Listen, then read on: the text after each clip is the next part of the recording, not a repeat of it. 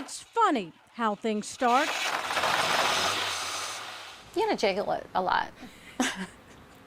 With flat tires and a rusting body, a beat-up 1981 Ford Ranger sits idle in a Louisville driveway. But the old pickup's connection to one of Hollywood's biggest stars is a thing of beauty, especially when you consider what the truck has meant to the people who've owned it. He was always loyal, start right up when I needed it. Nicknamed Big Blue by owner Karen Lawrence, yes, Jennifer's mom, the farm truck was one of two used on the family's summer camp property.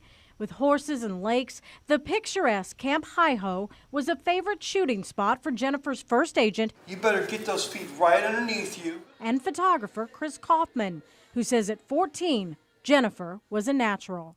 She just moved like crazy, and it made the photos that much better. Chris, who's launched the careers of some serious talent like Louisville's Nicole Scherzinger, says what's unique about Jennifer is her loyalty. She could have shot with anyone in New York City, and she said, my photographer is Chris Kaufman. When Chris Kaufman wanted to do a photo shoot with Jen out at Hi-Ho, he did this shot in Big Blue.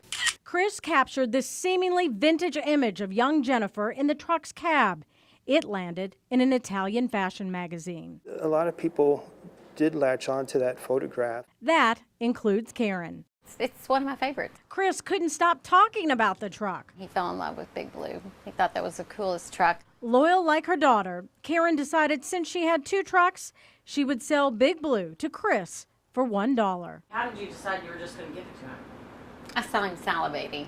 Chris planned to restore the truck until he moved in with his ill grandmother. She hated that truck in the yard because, you know, she liked everything to be her way. While Karen and Chris loved the truck, it ended up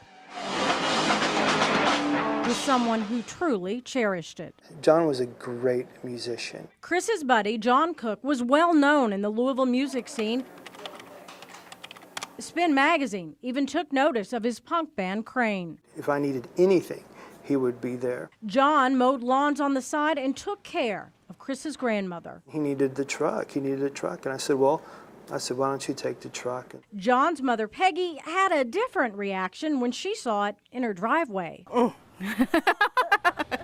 How much do we have? John, who starred in an independent film himself, appreciated that a budding Louisville actress had a connection to Big Blue. And the comic book fan was awestruck that Jennifer played a very blue Mystique in X-Men. And he was just so excited that he had Jennifer Lawrence's truck. John kept saying, oh, Jennifer Lawrence is going to win an Oscar. And I said, I don't even know who she is. As Jennifer's popularity grew, Peggy started watching her interviews and understood why her son thought so much of her. Where did you go to acting school? She says, I never went to acting school. I'm a pathological liar. I loved it. I said, oh my God, you can tell she's from Louisville. And I'm glad to see that he passed it on and it was loved. Sadly, John Cook never got to see Jennifer Lawrence win an Oscar. Pancreatic failure took his life just before the Academy Awards. The truck now sits in Peggy's driveway as the family hasn't been able to part with it. If somebody would really want it and be able to appreciate it like we have, like my brother did, then it should go to a good home.